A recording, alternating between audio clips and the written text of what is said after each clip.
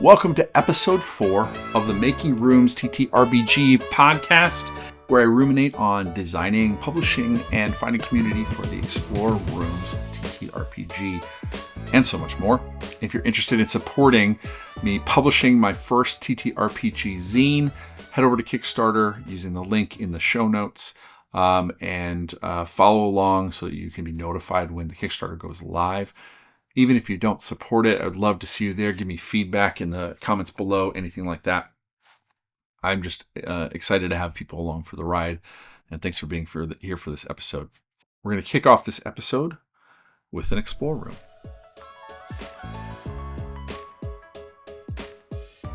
You're in a star-shaped room.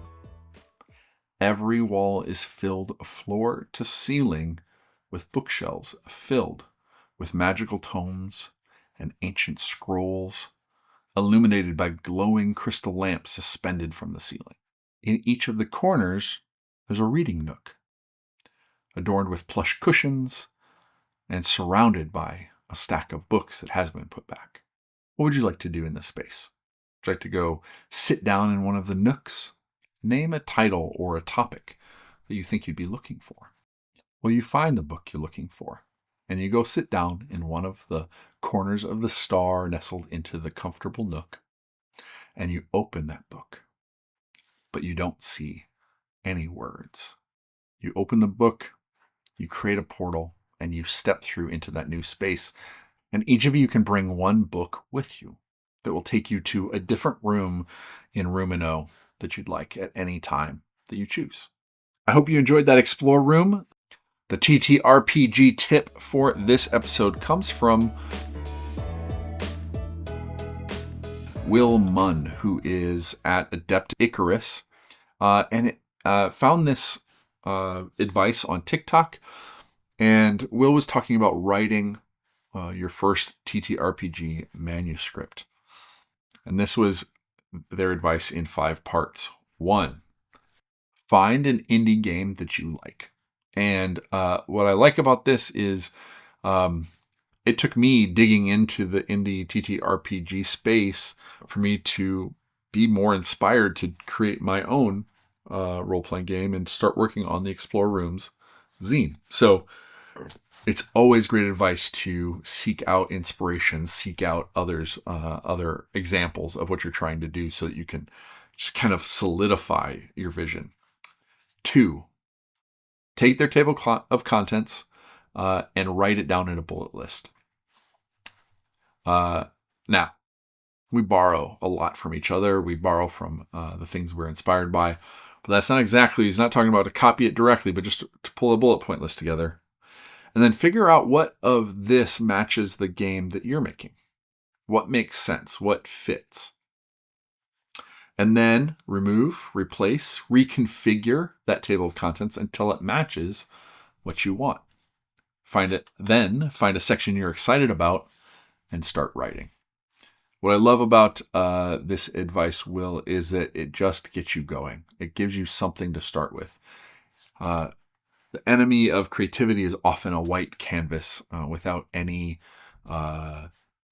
barriers or starting points or references. And so being able to just kind of take a table of contents off the shelf, plop it down and say, what about this? And then being able to say no, yes, maybe, and just start working with it is a great place to start.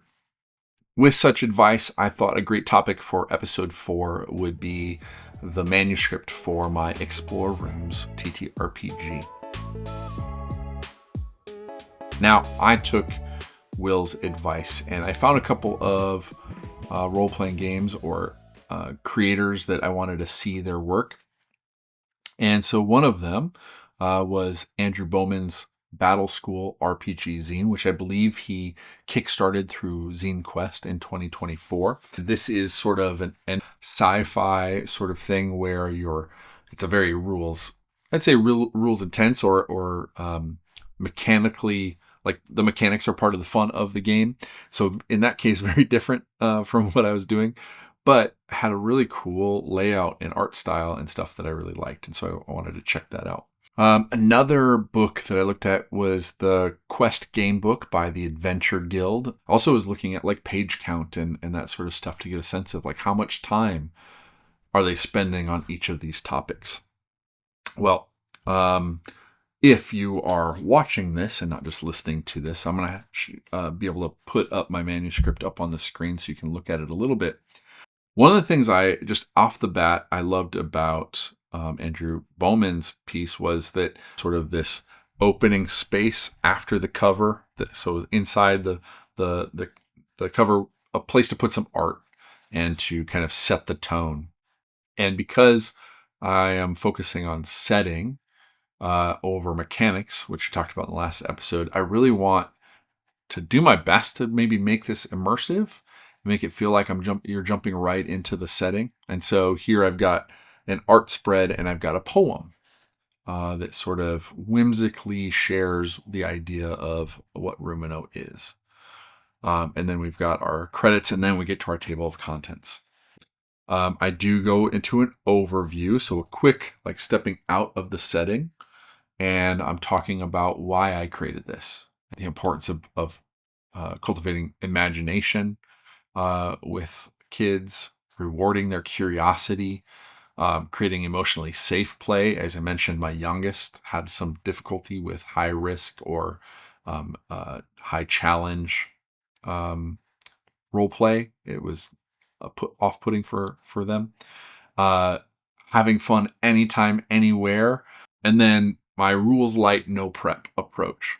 And then I have a little section of what you need to play. And it's a roomsmith, who's the guide, the person who leads you through the different rooms.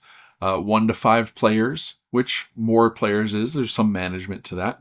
You need, in this case, because I'm not promoting people to do this off the cuff just yet, I think that's a big step. So then you need room sheets, which are provided in the zine. And then I jump into the players. I focus on what the players can do. So the first thing is that the players are themselves. They aren't creating a character. There's no character sheet or imaginary person avatar that's being created. However, if the player wants to change their appearance, the color of the hair, what they're wearing in this imaginative space, they're more than welcome to. They have a bottomless backpack, so they can reach in and grab anything out of their room at home, anything they might have forgotten or any toy they might want to have. They have plenty of snacks. They never have to worry about if they have enough candy bars or candy or snacks or water. Something that my kids often have to think about when they're traveling to and fro. And then everyone has a magic token, which is something that they'll discover early in the adventures, but it's something that they can bring with them anytime. So I go straight into the players, then into discovery. What are the things that they can find? The big ones are keys and chests. They're such a simple thing that works in all genres. And then doors and knobs. So the doors are one of those things that lead you to the next room, and you're always waiting for that to pop up. And then knobs are a way of bringing doors with you, so that you can use a knob and go someplace else. In the book Nook Explorer that I shared, you could bring a book with you and open it up and create a portal to that room. A knob sort of works in a similar way. And then there are creatures, but I'll do that next. One of the big things that you can find in Roomino are these tags or patches or badges or pins and stamps, things that you can put on your backpack or put around your arm or on your wrist. And they give you sort of magical abilities that primarily shape the exploration experience and can allow you to introduce more interesting or what would otherwise be risky scenarios without risk. So after my daughter got her butterfly backpack tag, that would allow her to float down from high surfaces. Then I could take her on high mountains or towers or that sort of thing. Otherwise, it would feel overwhelming and a little scary. So we have our discovery stuff. And then we're having have a 2-page spread for creatures, because I think, again, part of the setting are these interesting animals. And the cover art that I'm looking at has a number of these interesting creatures that come with them. Looking forward to sharing some of those. And then I get into roomsmithing. So I sort of waited for the mechanics part or the how to play until after I shared some cool things about the setting and what's different and unique about playing in this space. Now, there's some mechanics with the backpack and the magical item, but I felt like those were kind of setting pieces in this instance. So here, then, I get into the roomsmith and the 5-step process of creating a room, which I've talked about, I think, in episode 1. Then I provide an example Explore Room session. So this is kind of a script of me and my kids going through a couple of rooms. And then we start into the adventures. And I think here, I don't know, I have something to the effect of 12 to 15 different rooms.